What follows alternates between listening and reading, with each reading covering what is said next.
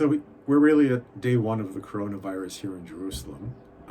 We had Purim, then we had Shabbos, and I think today's the first day that people are really coming to terms with the idea that this is the way things are going to be for the foreseeable future. The Prime Minister, who normally I question, I think gave very sensible advice and instructions to the citizens of Israel yesterday. And one of the things that he said is, in the past, while Israelis have maintained routine at times of great stress, now is the time actually not to maintain it, but to change it. And that's very, very difficult for some of us.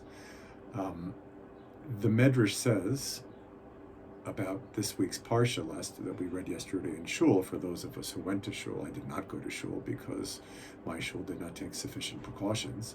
The Medrash says that before God gave the Torah, he went over it, he said it, he perfected it. Obviously, God does not have to do any of those things before he gives the Torah to the people of Israel, so we can naturally ask, why do the sages of the Talmud represent things in this manner? And the answer is they represent things in this manner because they want people to actually follow such protocols when involved in their own teaching. Really, when they're involved in any kind of project, the projects take preparation. Which really brings me to the situation in Israel today, which is that, thankfully, many people, and I've seen pictures on the internet of people gathering from minyanim outside, at least 2 or 3 meters away from each other, people at pharmacies outside waiting 2 or 3 meters away from each other. And yet still, there are people who do not realize the severity of what we're going through. In what must be seen as a move of great strength and rebellion against the status quo, the leaders of a certain segment of Israel, the ultra-Orthodox world, of which I once counted myself a part, they have instructed their students to go back to learning. That goes from the youngest to the oldest. And you can go online and see pictures of people, steiging, people learning very seriously at the Mir Yeshiva. On the one hand, great, but there's this arrogance and this sense somehow that if we just learn Torah, the virus won't get us. And that's a fiction that unfortunately will die very, very hard. I received a email from the rabbi of the Shiva, who I really kind of rebuked after trying to convince him to shut his doors, which spoke about the times of Mashiach, that these are the times of Mashiach and we have to act accordingly and we have to follow our spiritual goals and spiritual desires. And yeah, great, I am all for Mashiach, I also await him every day, but it detracts us from the business at hand. And part of the business at hand is taking care of our families and taking care of our communities. What that really means is providing leadership. And providing leadership is very, very difficult in a time of stress.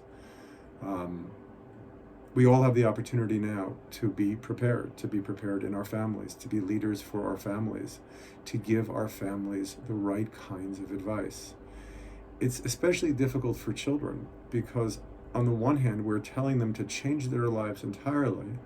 On the other, we're telling them, don't worry. And we're telling them don't worry for good reason, because it seems, up until this point at least, that most children have been immune from showing symptoms. Now, they've been immune from showing symptoms, but they are still carriers. I'm shocked when I see the hashtag in America, baby remover instead of baby boomer.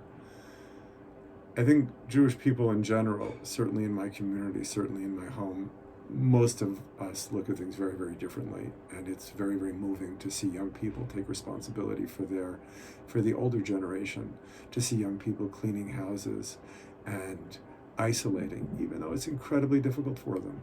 No movies, no school, no mall. Life is turned upside down.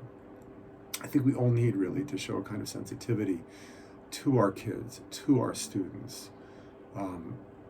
We've been getting certain instructions from the university about, stick to the original syllabus. And to them I say, forget the original syllabus. What we're doing right now is modeling how to survive during this very difficult time.